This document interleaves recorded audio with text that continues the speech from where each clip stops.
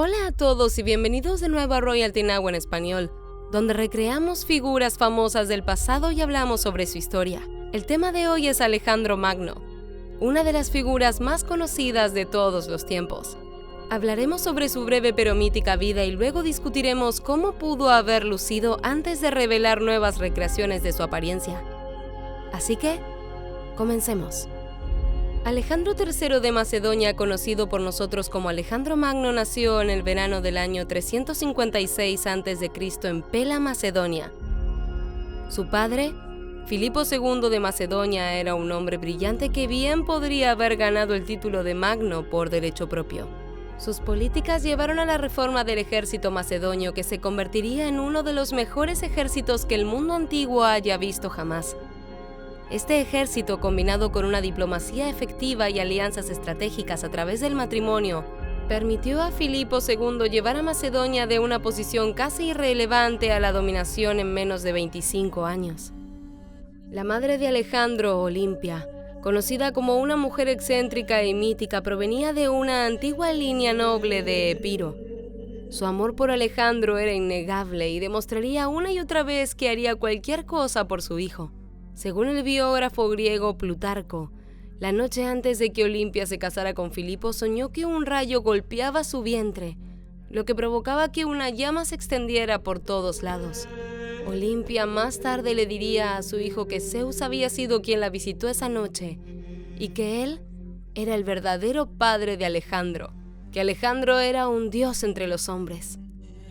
El legado de Alejandro está lleno de cosas como esta: historia mezclada con leyenda. Hasta su adolescencia temprana, Alejandro vivió la típica vida de un noble macedonio.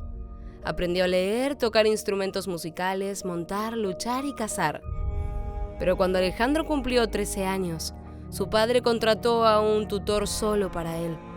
Aristóteles, una de las mentes más legendarias de todos los tiempos, sería el hombre que Filipo eligió. Le enseñaría a Alejandro todo lo que pudiera sobre filosofía, moral, religión, lógica y arte. Su influencia en Alejandro sería inmensa. Aristóteles le daría a Alejandro una copia anotada de las obras de Homero y se vería a Alejandro leyéndola en todas partes a donde iba por el resto de su vida. A los 18 años, Alejandro lucharía junto a su padre contra Atenas y Tebas en la batalla de Queronea. Esta sería la primera de muchas veces que Alejandro demostraría su destreza militar. Fue el primero en romper las filas del ejército conjunto de Tebas y Atenas, lo que convertiría la batalla en una de las victorias más decisivas de la historia antigua. Atenas y Tebas se verían obligadas a alinearse con el rey Filipo II, eligiéndolo como comandante de sus ejércitos. Esto completó el ascenso de Macedonia a la dominación bajo Filipo en menos de 25 años. Pero la relación de Filipo con Alejandro se había vuelto más difícil de manejar. Aunque fue increíblemente influyente para él en su infancia, Alejandro se había convertido en un hombre inteligente y ambicioso, alguien digno del trono macedonio, y estaba comenzando a cuestionar la autoridad de su padre. En los años siguientes, Filipo y Olimpia pasarían por un divorcio amargo y lleno de celos. Y para empeorar las cosas, el rey Filipo estaba por casarse con una mujer macedonia llamada Cleopatra. Esto haría que cualquier hijo que tuvieran fuera completamente macedonio y tendría un mejor derecho al trono que Alejandro, que era mitad griego y mitad macedonio. Olimpia, siempre protectora de su hijo, seguramente susurraba cosas al oído de Alejandro para sembrar semillas de duda. ¿Por qué haría eso Filipo? ¿Era todo para desafiar a ella y la posición de Alejandro? En la boda del rey Filipo con Cleopatra, el tenso Alejandro escuchó las palabras que confirmaron sus peores temores y los susurros de su madre. Durante un brindis, el tío de Cleopatra, Átalo, deseó que Filipo tuviera un heredero legítimo. Alejandro se levantó de un salto, lo golpeó en la cabeza y gritó: ¿Qué? ¿Entonces soy un bastardo?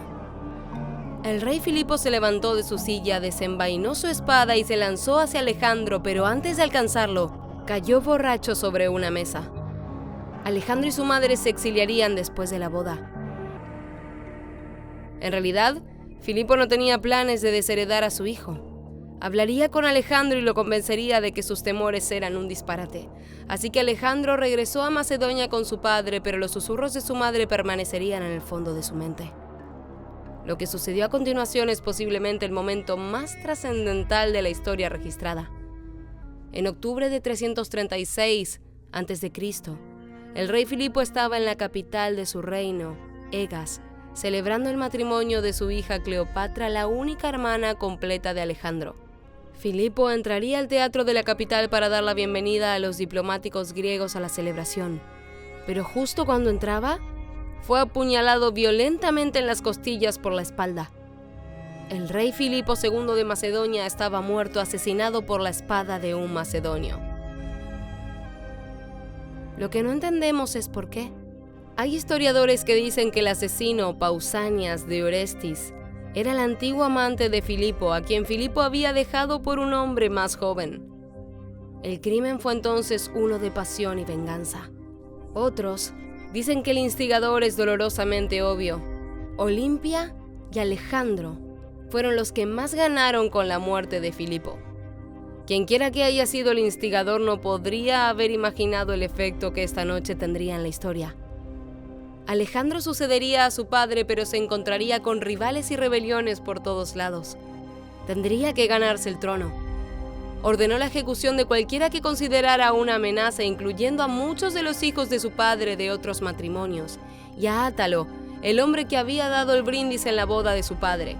Aplastaría las rebeliones en su reino, llegando incluso a quemar Tebas por completo. Con su reino asegurado, Alejandro estaba libre para cumplir su sueño de toda la vida. En el año 334 a.C., Alejandro III de Macedonia, con apenas 20 años, declaró la guerra al imperio persa y comenzó una de las campañas militares más grandes de la historia. El imperio persa en ese momento era el más grande que el mundo había visto, extendiéndose desde India hasta la frontera de los territorios de Alejandro en Grecia. Había existido durante más de 200 años, comenzando con Ciro el Grande y alcanzando su apogeo bajo Jerjes I. Darío III había comenzado su reinado en Persia solo unos meses antes que Alejandro, y aunque le dijeron repetidamente que no enfrentara a la élite infantería de Alejandro, según espías griegos, no podía tomarse la amenaza en serio. Envió a su yerno Mitrídates y a 40.000 hombres de la región para enfrentar a Alejandro de frente. El ejército de Alejandro provenía de toda Grecia. Hablaban diferentes idiomas, tenían tácticas diferentes e incluso habían luchado entre ellos antes. Muchos de ellos tenían dificultades para respetar a un joven rey macedonio, pero pronto demostraría su valía a todos ellos. Cuando el ejército persa se encontró por primera vez con Alejandro en el cruce del río Gránico, en lo que ahora es Turquía, era evidente para todos que Alejandro estaba superado en número. 18.000 soldados contra una fuerza persa mucho mayor de 40.000. Pero estar en desventaja numérica no significaba nada para Alejandro. Todo se trataba del valor que cada hombre tenía. Lideró la carga contra los persas en la primera gran batalla de su vida, enfrentándose con su caballería a los persas con una despreocupación casi temeraria. En medio del caos, Alejandro casi pierde la vida. Su carga lo dejó rodeado por nobles persas. Uno de ellos lanzó un golpe casi mortal directamente en la cabeza de Alejandro. Su casco se rompió y absorbió la mayor parte del impacto, pero dejó a Alejandro conmocionado. Otro persa, espada en mano, galopaba hacia Alejandro desde atrás sin que él se diera cuenta. La muerte parecía segura por el ataque persa, pero cuando la espada estaba a punto de caer para matarlo, fue cortada por uno de los generales de Alejandro, Clito el Negro. Alejandro tuvo suerte de sobrevivir, pero su plan de batalla había funcionado perfectamente. Lo que había parecido a los persas una carga imprudente se reveló como una distracción creada por Alejandro y su caballería. Su infantería superior, mucho más lenta que sus fuerzas, ahora cruzaba el río de manera segura. La falange macedonia estaba formada por 9.000 hombres rigurosamente entrenados, armados con lanzas de 18 pies llamadas arisas. Superados en número, 2-1, Alejandro perdería solo 100 hombres. Habían matado a 6.000 persas. En los siguientes 18 meses, Alejandro reclamaría el imperio persa sin mucha oposición. No sería hasta que el ejército de Alejandro cruzó a Siria que el rey Darío se rebelaría. Las fuentes antiguas afirman que 100.000 fuerzas persas se interponían entre Alejandro y Darío. Es en momentos como este cuando se entiende por qué se le llamaría Alejandro Magno. Enormemente superado en número y atrapado sin lugar a dónde huir, Alejandro no vaciló. Una vez más, cargaría contra el ejército persa de frente. La velocidad y audacia de su carga romperían casi de inmediato la línea derecha persa. Al observar el campo de batalla, Alejandro se dio cuenta de que su infantería había quedado desorientada al cruzar un río y estaba sufriendo bajas por la enorme fuerza persa. De inmediato, Alejandro cargó contra la retaguardia del ejército persa que atacaba a sus hombres, y al llegar los persas se vieron obligados a enfrentarlo y defenderse. Esto dio tiempo a su infantería para reagruparse y comenzar a cruzar nuevamente el río. Los persas comenzaron a entrar en pánico. Las fuerzas de Alejandro, superadas en número 2-1, ya habían cambiado el rumbo de la batalla. Alejandro buscó con la mirada a su eterno rival, Darío. No tardó mucho en encontrarlo y cargó hacia él. Cuando el rey Darío se dio cuenta de que Alejandro se dirigía directamente hacia él, huyó al campo de batalla. Gran parte de su ejército intentó hacer lo mismo y la batalla rápidamente se convirtió en una masacre. 40.000 persas perderían la vida en la batalla de Isos. Esto marcaría el comienzo del fin para el imperio persa. En su desesperada huida, Darío dejó atrás a su madre, esposa e hijas, quienes se convertirían en prisioneras de Alejandro. Sin embargo, las trataría muy bien. No obstante, las mujeres serían obligadas a seguir al ejército de Alejandro hasta Egipto, donde pasaría los siguientes 2 años. Alejandro sería recibido con los brazos abiertos por el pueblo de Egipto como su rey y liberador. Poco después de su llegada, sería nombrado faraón y llegaría a respetar profundamente la cultura y la religión egipcia. Restauró templos que habían caído en ruinas bajo el dominio persa e incluso construyó nuevos monumentos a los dioses egipcios. Antes de salir de Egipto, Alejandro fundó la ciudad de Alejandría, que se convertiría en una de las ciudades más grandes del mundo antiguo. Cuando los ejércitos de Alejandro marcharon de regreso hacia Persia, recibiría una carta del rey Darío. La carta exigía que Alejandro liberara a su familia. Darío afirmaba que alguna vez había habido amistad entre sus reinos, pero Alejandro la había arruinado. Alegaba que solo había luchado contra Alejandro porque éste cruzó a territorio persa, pero que su enfrentamiento podía terminar ahora. Darío estaba preparado para perdonarlo de un rey a otro si solo devolvía a su familia. Alejandro respondió con una carta mordaz. En su respuesta, Alejandro recordó a Darío que los persas habían incendiado Atenas, financiado a los enemigos de Macedonia y convertido a sus aliados contra ellos.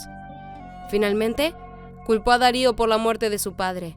Declaró que solo estaba castigando a Darío por sus agresiones hacia él y concluyó: en el futuro, siempre que te comuniques conmigo, dirígete a mí como rey de Asia.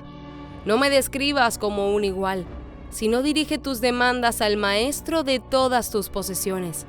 De lo contrario, te trataré como un delincuente. Si deseas reclamar el título de rey, entonces mantente firme y lucha por él. No huyas, porque te perseguiré donde sea que estés. En menos de un año, Alejandro derrotaría decisivamente a Darío en la batalla de Guatemala, poniendo fin al imperio persa y tomando control de todos sus territorios. Al entrar en la legendaria ciudad de Babilonia, Alejandro quedó absolutamente maravillado. Vio los míticos jardines colgantes y las calles adornadas con flores, plata y miles de personas que esperaban verlo. Había derrotado al imperio persa en solo 6 años. Era faraón de Egipto y recién coronado rey de reyes. A los 25 años, era el hombre más poderoso del planeta. Alejandro no quería nada más que ser amado por el pueblo persa, pero desafortunadamente para él, había comenzado a beber en exceso, lo que lo llevó a tener arrebatos de ira extremos. Durante su visita a Persépolis, Alejandro ordenó en estado de ebriedad que la ciudad fuera saqueada y quemada como venganza por el incendio de Atenas 150 años antes por los persas. El fuego terminaría destruyendo cientos de años de arte y cultura. Cuando finalmente se recuperó de su embriaguez, lamentó amargamente su decisión y dejó la ciudad, no volviendo a ella durante años. Aunque derrotado, Darío había escapado de la batalla de Guatemala y Alejandro se obsesionó con encontrarlo. Lamentablemente, antes de que Alejandro pudiera localizarlo, Darío sería traicionado por uno de sus propios generales. Alejandro encontraría su cuerpo y ordenaría que fuera enterrado como el rey que era, en respeto a la esposa, madre e hijos de Darío. Aunque la familia de Darío fue originalmente prisionera de Alejandro, llegaron a establecer un vínculo muy cercano con él. De hecho, Alejandro comenzó a adoptar costumbres persas y a vestirse como un persa. Estas acciones comenzaron a generar resentimiento entre sus compatriotas macedonios. Sin embargo, entendían que Alejandro intentaba ganarse al pueblo persa. Todo cambió cuando Alejandro comenzó a exigir que todos, incluso sus oficiales, besaran su mano y se inclinaran ante él. En la cultura griega, besar extremidades e inclinarse estaba estrictamente reservado para los dioses, y algunos de sus oficiales se sintieron profundamente ofendidos. Este resentimiento daría lugar a complots contra su vida. Alejandro pronto descubriría el primero de varios. Solo habían pasado 6 años desde que su padre había sido asesinado por uno de sus propios hombres, y la idea estaba muy presente en la mente de Alejandro. Uno de sus comandantes más respetados, Filotas, confesó que sabía del complot pero no se lo había revelado a Alejandro. Como resultado, Alejandro ordenó la ejecución inmediata de Filotas y su padre, Parmenión. Enredándose aún más en la paranoia y alejándose de sus hombres, Alejandro comenzó a incorporar asesores persas y a reemplazar a los antiguos macedonios. Presionó a su ejército para avanzar más y más hacia Asia, persiguiendo al asesino de Darío mientras enfrentaba a tribus locales y continuaba aplastando a cualquiera que se interpusiera en su camino. En el año 328 a.C., llegaron al borde del imperio persa. Alejandro, siguiendo su tradición, fundó una ciudad que llevó su nombre, Alejandría Escate, que significa la Alejandría más lejana.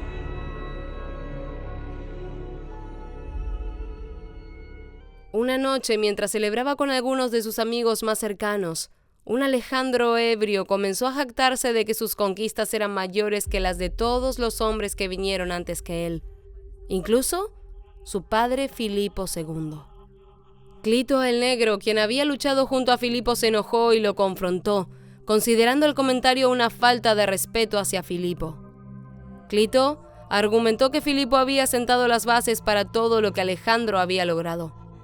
Pronto la discusión escaló a gritos y en un arrebato de ira Alejandro tomó una lanza y la lanzó directamente al pecho de Clito, matándolo al instante. Alejandro acababa de asesinar al hombre que lo había salvado de una muerte segura en su primera batalla contra los persas. Se dice que Alejandro estaba tan arrepentido que tuvo que ser contenido para que no se quitara la vida con la misma lanza. Un segundo intento de asesinato empujaría a Alejandro aún más lejos de sus antiguos compañeros griegos. En el año 327 a.C., Alejandro se casó con la hija de un noble persa local, Roxana, después de supuestamente enamorarse de ella a primera vista. A los 29 años, este fue el primer matrimonio de Alejandro y sus camaradas lo recibieron con escepticismo. Los historiadores debaten si esta relación fue por amor o simplemente para establecer una alianza política en el corazón de Persia. Sus hombres se preguntaban por qué no eligió una novia macedonia, lo que habría asegurado un heredero verdaderamente macedonio y continuado con su legado. Alejandro, una vez más, había elegido Persia sobre sus hombres. Alejandro ordenó a su ejército avanzar hacia el actual Pakistán e India, lo que los griegos consideraban el borde del mundo. Alejandro derrotaría a otro rey en la batalla de Hidaspes, pero sufriría la mayor cantidad de bajas de su carrera. Comenzaron a circular rumores entre los soldados sobre un enorme ejército lleno de elefantes y millones de hombres esperando por ellos en la India. Habían pasado 8 años, incontables batallas y aún más millas para los hombres del ejército de Alejandro. Habían conquistado el mundo, pero ahora solo querían regresar a casa. No darían un paso más ni perderían otro hombre. Exigieron que Alejandro se retirara y aunque él estaba furioso, accedió. Regresar les tomaría 2 años. Poco después de su regreso, en el otoño del año 324 a.C., Hefestión, el amigo de toda la vida de Alejandro y posible amante, murió repentinamente a los 32 años. El dolor de Alejandro fue incontrolable. No comería ni bebería durante días. Se afeitó la cabeza, ordenó la ejecución del médico que debería cuidar de Hefestión y exigió que se quemaran templos en señal de duelo. Alejandro nunca se recuperaría de la muerte de Hefestión. Solo 8 meses después, él también moriría. En el año 323 a.C., agotado por la marcha de regreso a casa, Alejandro y sus hombres decidieron descansar en la antigua metrópolis de Babilonia. Como de costumbre, planeaban celebrar y regocijarse por sus últimas victorias. El ejército de Alejandro continuaba con su tradición de consumir grandes cantidades de alcohol, y esa noche no fue la excepción. Lo extraño fue que Alejandro se excusó temprano de la fiesta para dormir, indicando que no se sentía bien.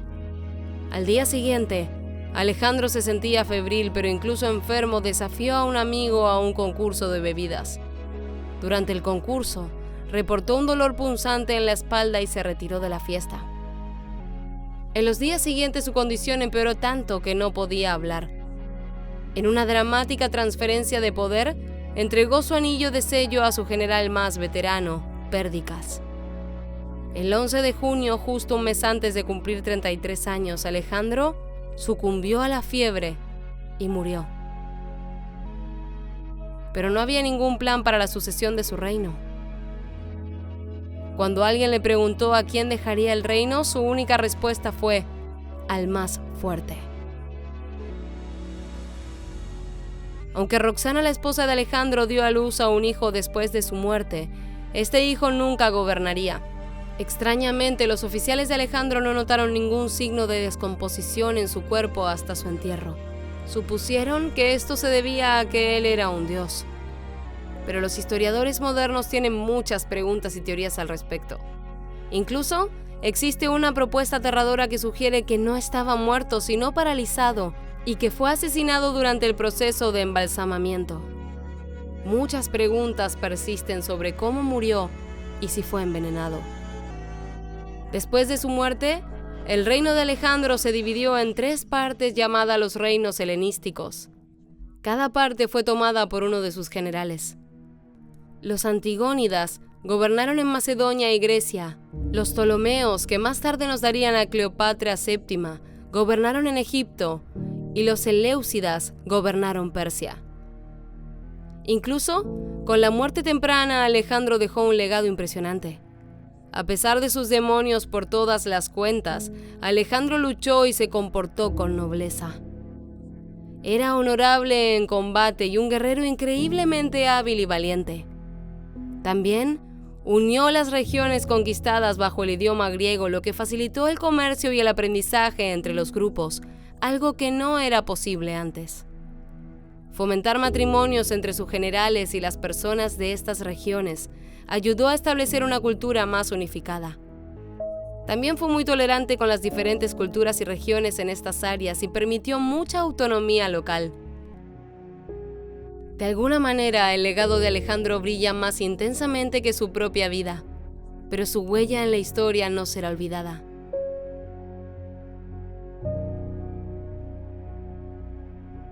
Así que, ¿cómo lucía realmente Alejandro Magno? Afortunadamente para nosotros existen cientos de imágenes de Alejandro que pueden ser vistas hoy en día. Su enorme imperio facilitó la creación de una máquina de propaganda que difundió su heroica imagen por todos lados. Pero al igual que su historia, su imagen mezcla leyenda con verdad. Es seguro asumir que la mayoría de los bustos de Alejandro fueron creados por personas que nunca lo vieron o son copias de copias. También es probable que muchos incluyan rasgos idealizados mostrándolo como el dios que él creía ser. Los estudiosos no están seguros de cuáles versiones de Alejandro, si es que hay alguna, fueron creadas durante su vida. Se asume que la mayoría son copias posteriores de originales perdidos. Sabemos que Alejandro eligió solo a unos pocos artistas para producir su imagen verdadera. El escultor Lisipo había estado con su familia toda su vida esculpiendo a su padre y a otros miembros de la nobleza macedonia.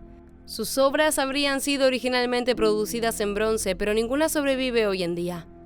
Hay pocos retratos que se consideran más cercanos que otros a la vida de Alejandro, y estos incluyen el Hermas de Azara, que se cree que es una copia directa de un original de Lisipo.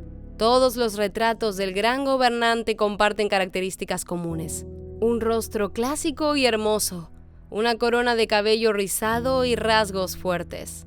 Tiene un mentón prominente, una frente marcada y una nariz fuerte. Dado cuánto tienen en común los retratos, creo que la verdad de su rostro yace en estas imágenes y no es totalmente una fantasía griega, ya que también coinciden con algunas descripciones de él de su época. Las descripciones de su tiempo coinciden mayormente en que tenía cabello rubio o dorado, piel clara que quizás era un poco rojiza y un rostro apuesto con una frente prominente. También era robusto y musculoso y podría haber medido alrededor de 1,65 o 1,68 metros. Siempre se le representa bien afeitado, lo cual es interesante porque es una desviación de la forma en que otros reyes macedonios se representaban a sí mismos. Alejandro también pudo haber tenido heterocromía, una condición en la que los ojos tienen dos colores diferentes o una combinación moteada de ambos. El color de su cabello es probablemente lo más debatido sobre su apariencia. Tenemos prácticamente todos los colores bajo el sol representados en imágenes de Alejandro. Desde oscuro, como en este mosaico de la época romana, hasta rojo, como en este mosaico griego de alrededor de su tiempo. Calístenes, un historiador griego, describió el cabello de Alejandro como color de león. Podríamos decir leonino o dorado. Una fuente romana, Eliano, dice que el cabello de Alejandro era dorado, pero las traducciones del adjetivo griego que usó también podrían incluir rubio rojizo. El llamado sarcófago de Alejandro es una pieza de evidencia interesante. Ahora bien, este no es el sarcófago de Alejandro porque el suyo nunca había sido encontrado, sino más bien una obra helenística encargada para otro hombre poco después de la muerte de Alejandro. Representa a Alejandro participando en una batalla y originalmente estaba pintado con colores brillantes.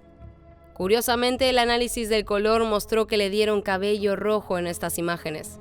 Por lo tanto, he proporcionado una variedad de recreaciones para tener en cuenta estas posibilidades. Así que, vayamos a ver algunas recreaciones de Alejandro Magno ahora.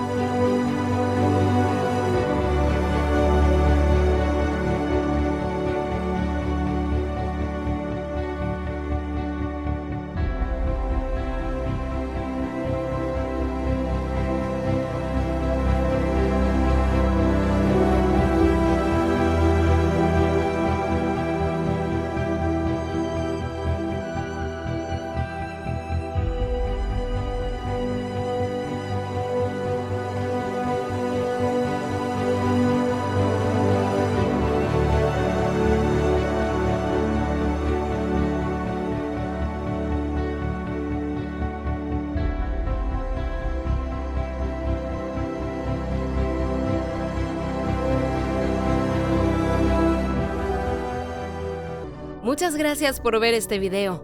Por favor, revisen nuestra tienda de Etsy para adquirir impresiones y marcadores de sus recreaciones históricas favoritas.